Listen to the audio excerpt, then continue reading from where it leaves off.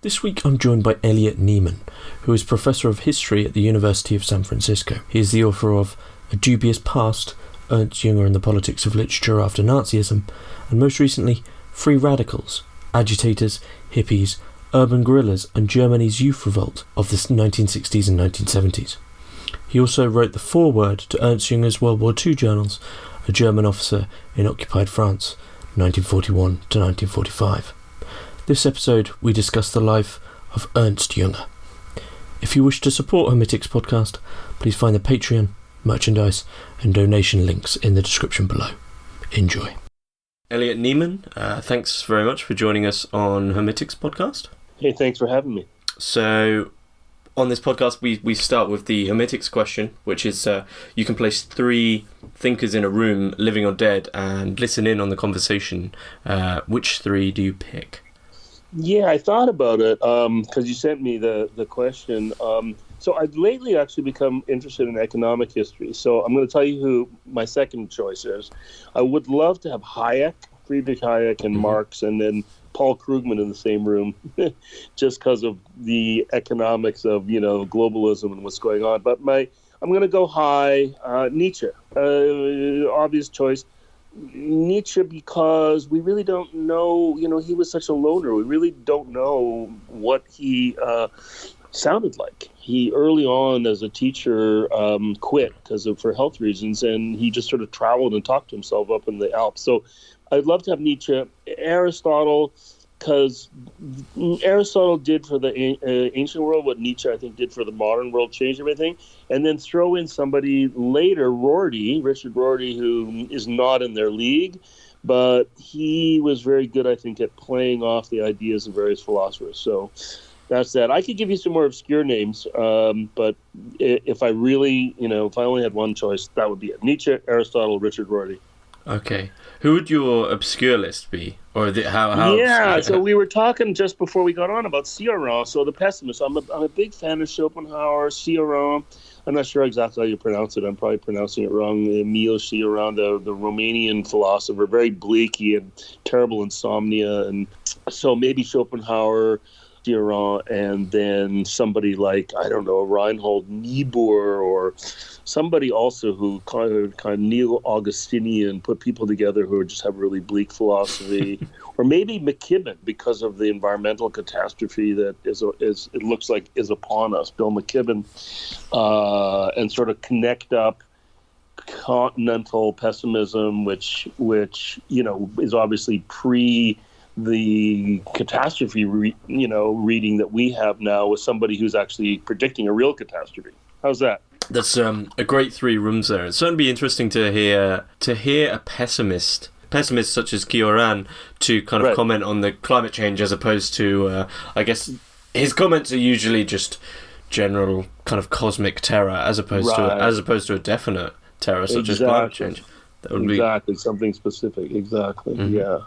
And then the other one, of course, Nietzsche. Nietzsche is one of my picks, and I think we've had him twice now from other guests, and he is someone that you read and you think, I would absolutely love to meet this man. Yeah. Retains the mystery at all turns, really. Even reading biographies, it's still extremely difficult to kind of get a hold on him. Right. The few reports we have of him, later when he was just in Switzerland, wandering around, going to see Wagner and Lucerne and all that, was he was an amazingly shy man. And, just the not contradiction, but the contrast between this guy who's advocating for the Superman and the super shy professor, is kind of interesting, right? Yeah. And then the whole story. Oh yeah, Lou Andreas Salome. How about that? We get Nietzsche, Lou Andreas Salome, and Ray, right, his friend, in the same room. That's the whole story with the whip. When you go to Women, don't forget the whip, right? That would have been cool. That was the trio that kind of fell apart very slowly, I believe. Right. They kind of lived together, and it was all this jealousy. Can you imagine being in the middle of that? That would have been fun. So we're going to be speaking, discussing the work, philosophical views and life of Ernst Jünger. Yeah. primary piece of research here is obviously Junger's works, but also your own book, A Dubious Past, Ernst Jünger and the Politics of Literature After Nazism. So I was wondering if you could give us kind of a brief overview of your background and how you came across Junger's work and why it interests you so much that you actually have written one of the few English biographies which are available. Yeah. So, well, it was really because I needed a dissertation topic. Things turn, sort of are often that way. They're kind of arbitrary. So I did my PhD under Martin Jay at Berkeley. Yeah, so I'm Canadian, and I went to Zurich, and then I was at the University of Zurich for 2 years. Then I was in Berlin for 3. And then I went to Berkeley in '85 and started studying under Martin Jay, who's well known for his work on the Frankfurt School and is really, I think, the leading intellectual historian. He's now retired, but still pretty active. And then I went back in '88 to Berlin and needed a topic. I didn't know what I was going to write about. And what I wanted to do was do an intellectual who survived the war and what happened to them. Actually, I wanted to do a whole group. Originally, I was going to do like 10 or 12 thinkers, and so some of them were going to be from the left, some of them were going to be from the right, and then as usual, you narrow things down, and the last guy standing was Jnger. And at the time, I mean, you say he's obscure now. He's not nearly as obscure as he was then. I mean, when I told people I was going to do Ernst Jünger, they said, "Really? Is he still alive?" I go, "Yeah, he's still alive." And Germans, and I'm talking about people who in the know, intellectuals, and they didn't even know what was up with him. He'd been kind of forgotten, and then he made this comeback in the '90s as he approached 100. So this is late '80s, '90s, and I just got fascinated by the story, the whole fact that he was getting so old, and he had been in both wars, and I was attracted and kind of mystified by his writing. It's kind of obscure, a lot of it, but it's challenging, and I like that. So, make a long story short, I got back to Berkeley, and I told Marty, and he said that's a great idea. There's really, like you say, very little on this, particularly in the Anglophone world, and so I went down that path. And I could tell you more, but that's how I got into the topic. Mm-hmm. Had you come across his work prior to that, or was it simply on this kind of PhD?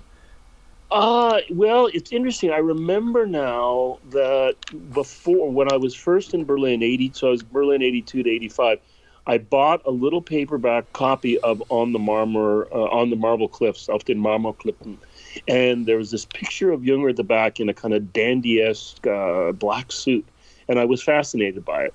And I read part of it. I don't think I even got to the end of it. And so he was known to me, but no. And then it really became when I started looking about at this topic of what happened. It was sort of denazification, really, was the umbrella issue there, right? What happened to these guys? But I had. Looking back now, I was intrigued when I first saw his little book, which turned out to be his resistance novel to the Nazis, written in '39. And I think perhaps the best place to kind of start, and almost the place that people are going to be almost jumping at to ask this question, because of course I'm sure we'll put in bits of Junger's biography here and there, but. What's clearly known of him is that he was in both wars, and Storm of Steel, which is arguably his most famous novel, was written about his experiences in the Somme. But I imagine what a lot of people are going to be asking is about the fact that he was part of Nazism and did act within within the role as a Nazi, I believe it's officer. What do you make of this? Not to jump the gun here and sound too kind of reactionary to it, but was Jünger a Nazi in this sense? Right. Well, that is a big question. So, if people are interested, I'm gonna do a little bit of self-marketing here. I just wrote the foreword, Jünger's Second World War diaries, part of them, most of them. were just published by Columbia University Press. It's called A German Officer in Paris, and I wrote the foreword. And so if people are really interested in this question, in the foreword I deal exactly with this. So long story short, he had a nationalist phase in the 1920s when he came back from the war. He was a leader because of the Storms of Steel. He was a natural leader of these new nationalists. So these young guys who are veterans, they're really angry about the defeat, and they're trying to figure out what the next move should be politically, and they don't like the Republic. So he's clearly on the right. He's clearly in the anti-Weimar side of this, and he writes some pretty nasty stuff, including against Jews. He wrote in the Nazi newspaper Focus of Beobachter and all that. But he was never interested in the racial part of it. His sort of idea he was a fascist. There's no doubt about it. But his fascist ideas were not about a folk community. They weren't about race. It was more cosmic. It was liberalism is dead, and now we're moving into this new heroic phase where the workers and the soldiers are going to take over. It was he was close to a national Bolshevik, a guy called Nikish, and so he's all over the map. He's friends with anarchists like Erich Mühsam. He's friends with communists. He was friends with Brecht. But he was also inside this right-wing milieu. And then he starts to distance himself from it already, I would say, by 25 or 26. He leaves Germany. He goes to study zoology. Jnger is a famous entomologist, an amateur entomologist. He studied beetles, and there's 7 beetles actually named after him. He's really interested in plants and animals and zoology in general. And he starts writing travel diaries, and then he has a surrealist phase, the Adventurous Heart, which has also been translated in Telos Press. I also wrote the foreword to that with a guy named Elia Burris. So he moves away. When the Nazis come to power, he's clearly on the out. But Hitler really admired him, wanted to meet him. Jnger never met him. And Goebbels kept trying to get him into the party. He publishes a book in 1932. Tell me if I'm giving too much detail. Oh, that's fine. Publishes a book in 1932, same year as Aldous Huxley's Brave New World, which is a sort of vision of this fascistic future, which is kind of scary and in some ways more radical than what the Nazis were up to, but no racial stuff. Okay?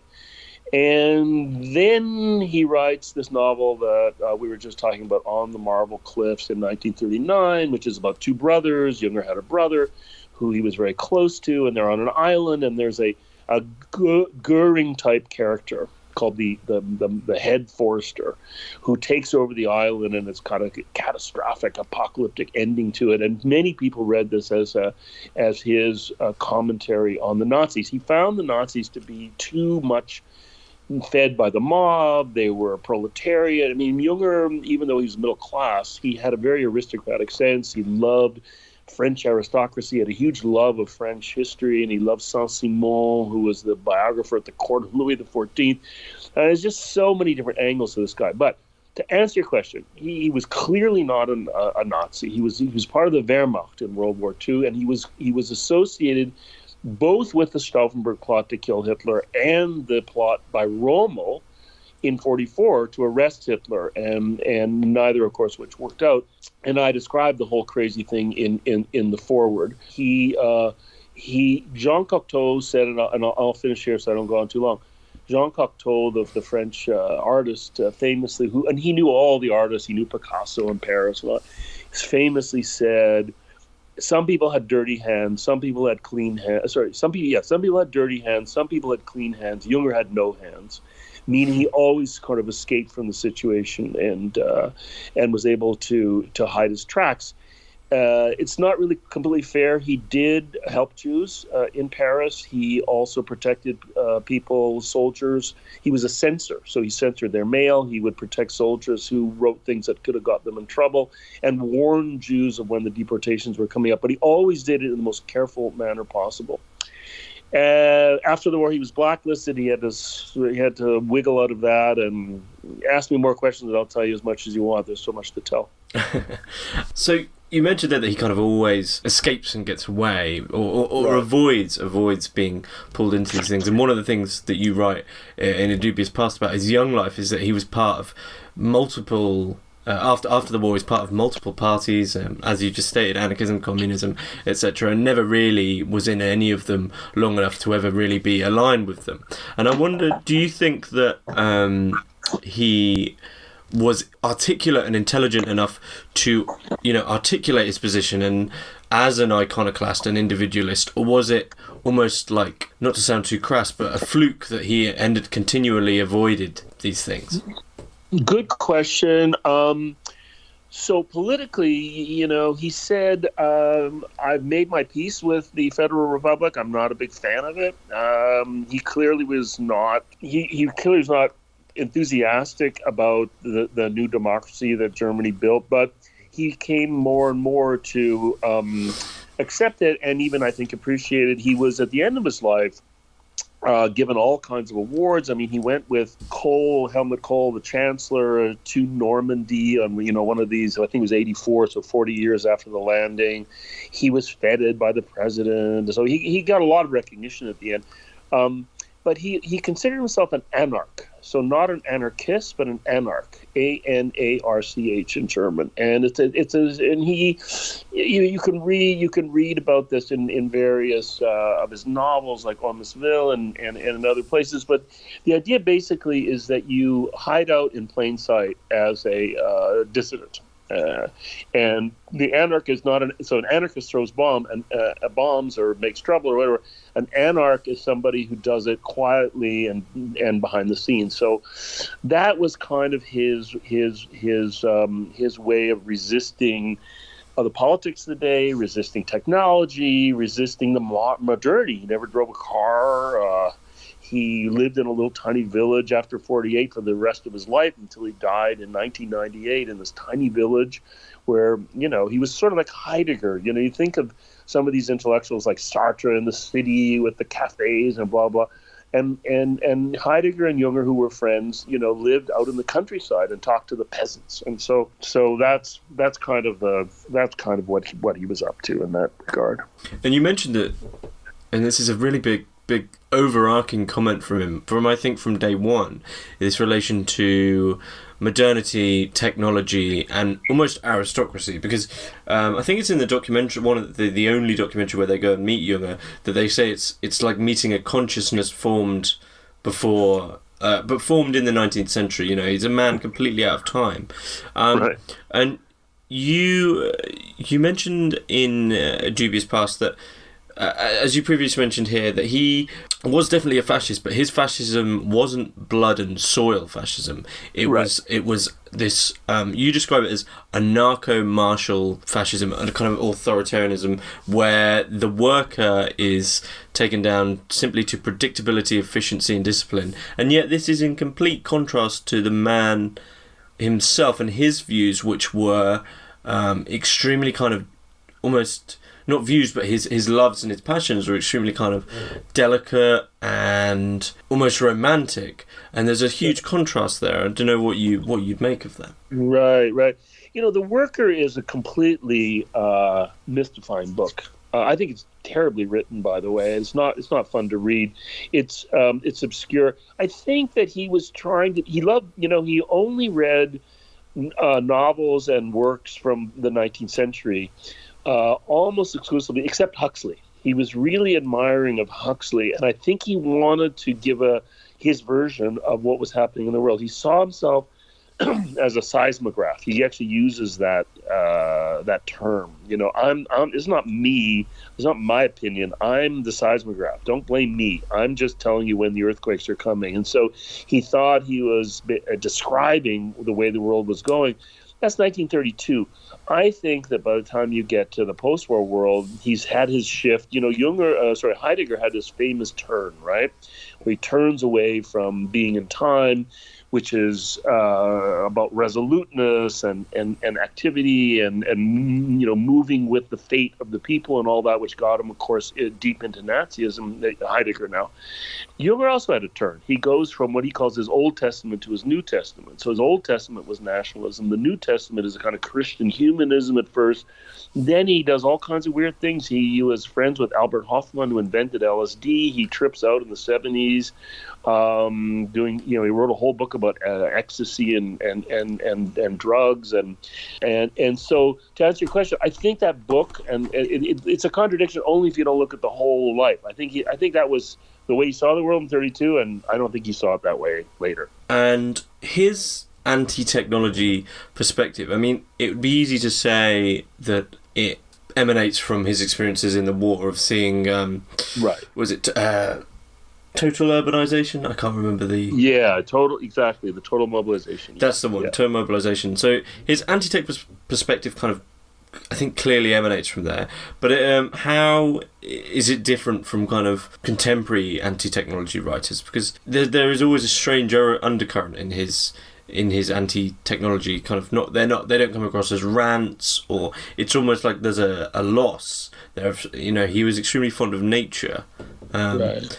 So yeah, what did you make of his anti-technology stance? Yeah, right. So again, it's the seismograph thing. He can live without driving a car in his little village and still think about what technology is doing to the world, the same way Heidegger did, right? Heidegger wrote a famous essay on technology. What is it, from 50s, right? And and really didn't know much about technology. But same with Jünger. I think that he was looking. He was trying to figure it out. He was trying to analyze it. Right. The place to go is Oemesville, this novel from his early '90s, where he predicts the iPhone. He's got this thing called the Funnel 4, and it's basically an iPhone, right? Where these people, it's sort of back in time, and it's sort of like the period after Alexander the Great, the Hellenistic world. It's not clear where exactly this thing's taking place, but they have an internet. They have a computer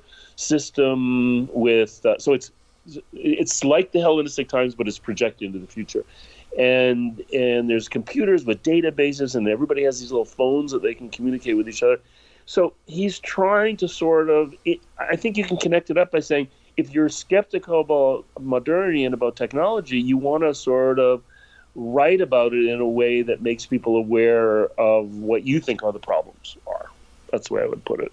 And within this anti-technology stance, there's a larger theme which comes across in all of Jünger's work in an extremely subtle sense. It's sort of so the theme itself is horror. There's always horror in his works, right. but it doesn't come across in a kind of Lovecraftian sense of a cosmic horror. Neither is it a kind of gory terror. Right. It's this underlying thing, it seems, where kind of nature is there in the background, and it's something that humans are almost fighting against in this new kind of militarization and this new wave of technology and yeah. Do you think that Jünger was a perhaps this is quite a lot like the previous question as well, that do you think he was attached to kind of a realism, a sentimentality for the past, or did he, like you've said with the seismograph comment, he just understood that there was no real stopping this newfound thing? That's a good question. I think he was pretty pessimistic about the future. Early on, the Greens in Germany read Jünger sometimes, just the way they kind of read Heidegger, even though anybody who knows that they're from the right wing, but. There is a current in the ecology movement, particularly in Germany, which has a right-wing side to it. Right, it's sort of deep earth, love of trees, and it's easy to be an ecologist and a green and actually be anti-technology. Obviously, even though most people who vote for that party and consider themselves Greens consider themselves on the left, it's real easy to be a right-wing ecologist. So. I think that that's the way Jünger was. I think that he thought of technology just like Heidegger as the wrong path that we've gone down. We've framed things, that's using a Heideggerian term, we've framed things as stuff, as resources, instead of appreciating nature. And so that's what he thought about that. And I forgot, what was the second part of your question? The underlying sense of horror in his work. Oh, horror! Right. So that's fascinating. So a guy named Bohrer, Bohrer,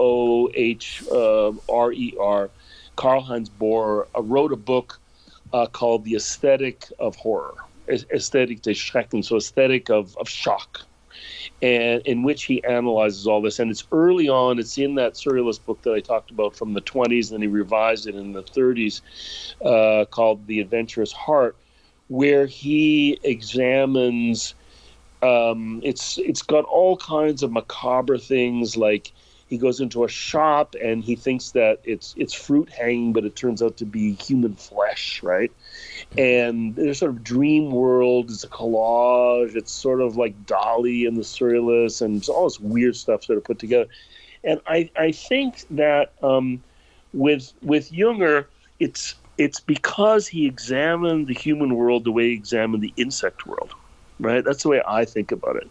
That you have this distance from it, and you see human beings as just like, imagine us instead of being instead of looking at ants, you imagine all these human beings who are building their nests and they're doing all their things, and they're creating all these little empires.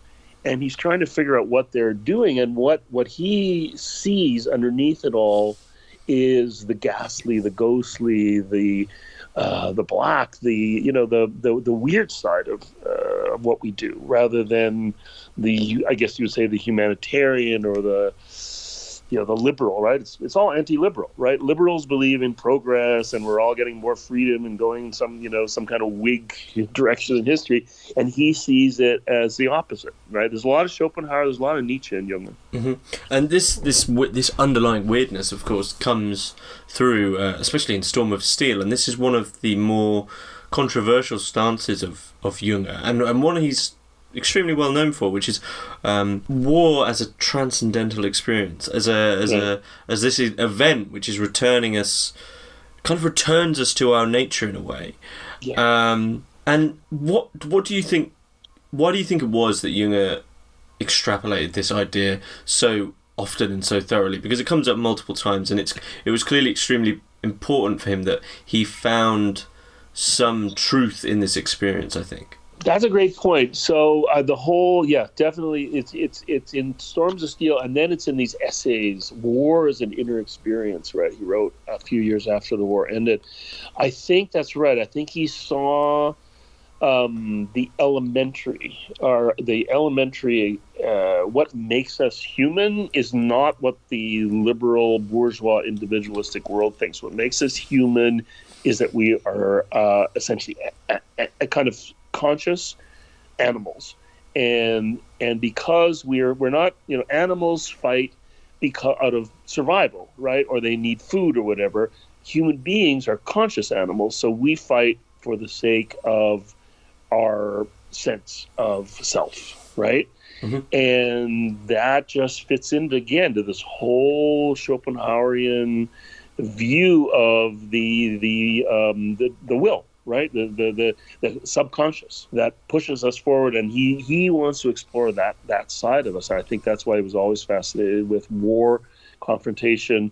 Also, drugs fits into there because you go into the subworlds, right? You can go beyond, underneath consciousness, and figure that all out. That's what he wants to explore. And of course, this exploration into this almost dark heart of humanity, which is during his lifetime kind of being steamrolled out of existence by, as you said, liberalism and progress, as he sees it. And this, of course, ties in with, I think, what is for him the theme or the idea that he's always striving towards, which is an idea of personal freedom. And this seems to be extremely important to him. And I think it's in your book, you mentioned that freedom for Jünger is you don't state this explicitly, but this is what came across, which is freedom for Jünger is always internal. He's around all these collectives, he's around all these political movements and acts such as war, which are entirely collective. And do you think from this that's how he came to his idea of the anarch and of the individualist and of his idea of individualism in general. Yeah, I'd have to think about that some more. I think that's right. I think, it's a good question. Does he really think that everybody can be an anarch, or is it only the Jnger can be the anarch? He definitely puts it forward in the Forest Walker, Der Waldgang. That's an essay also from the 50s. Fascinating. Also been translated by Thilo's magazine, and Russell Berman, I think, wrote the introduction, where he does sort of set it up as a program. So anybody can join the club and be an anarch. And there's the old problem, right? Why anarchists can't get organized because they won't accept anybody into the group because they're all anarchs, right? So I'm not sure. I'm going to punt on this one. I don't know how he conceived of that, whether it was just sort of his personality or whether he really thought that, the smart way to be in the world is to be an anarch. I'm not sure. I have to think about that one. Okay. And what do you make of his idea of freedom in general? Because his continual kind of it's a little solipsistic. If we were all anarchs, it's sort of like asking about libertarianism, right? If we're all libertarians, then how do you have a society, right? If we're all anarchs, it depends on. So it presupposes that there is a society working a normal way, that you get to exclude yourself. And Jnger was constantly attacked for this, of being kind of aristocratic snob, right? Mm-hmm. Or a dandy or whatever. For that reason, and I don't know how he thought about that. Whether he just thought, look, I don't care, you guys. This is the way I want to be. You be the way you want to be. But there is a problem there. It's sort of like a kibbutz can only exist in Israel because there's a capitalist economy around it, right? You can be a socialist kibbutz, but you have to have a capitalist economy that you can deal with.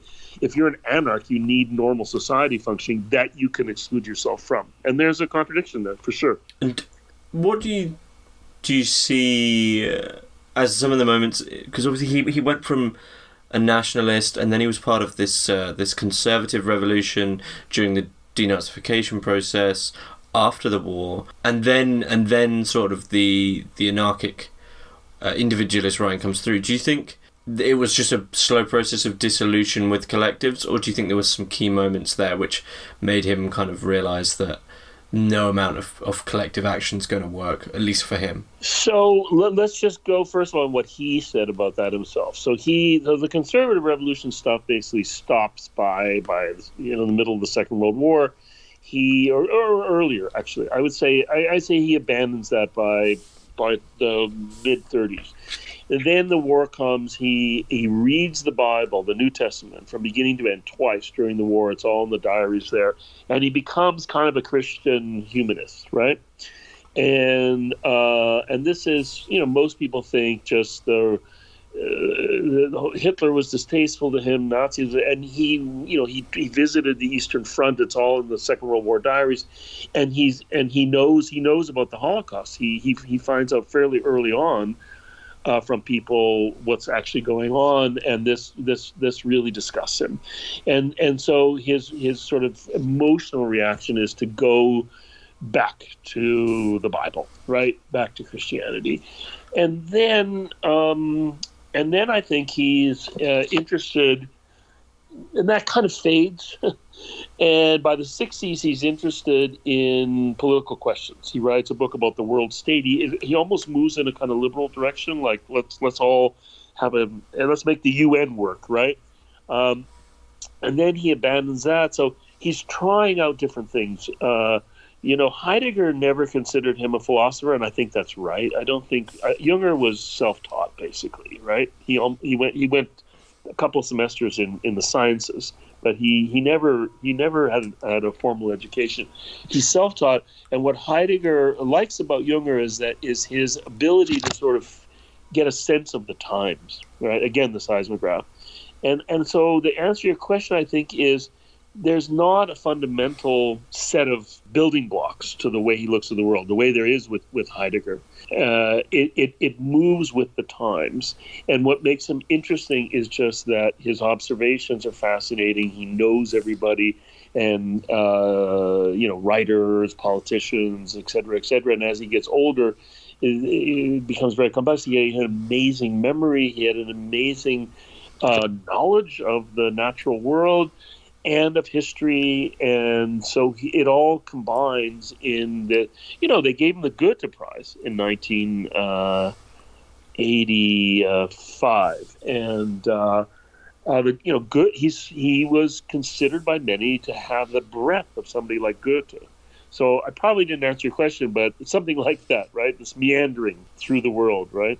So you mentioned that there was sort of he came back into fashion in the 90s after a long period of, being as obscure in most countries as he always had been, really. And where do you think this newfound enjoyment, or even in some cases reverence of his work, came from?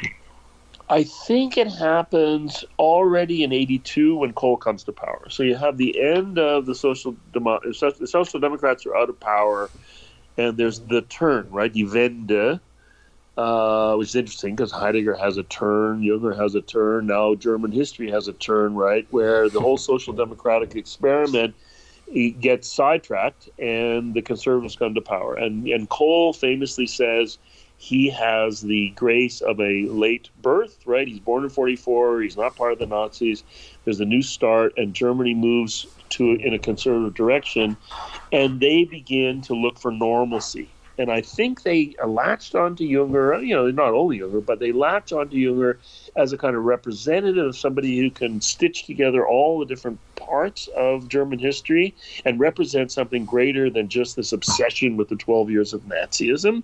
And Jnger had enough bona fides where he was considered to be part of the resistance or anti-Nazi. That becomes a huge controversy, by the way. This giving him the Goethe Prize, there were protests. It was a big deal, right? I write about it in my book.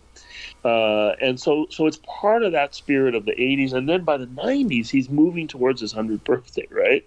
And so it's just a kind of fascinating fact. There's not that many famous writers who get to that age. Fontenelle made it to 102 in the 17th century. I don't know if there's many more than that.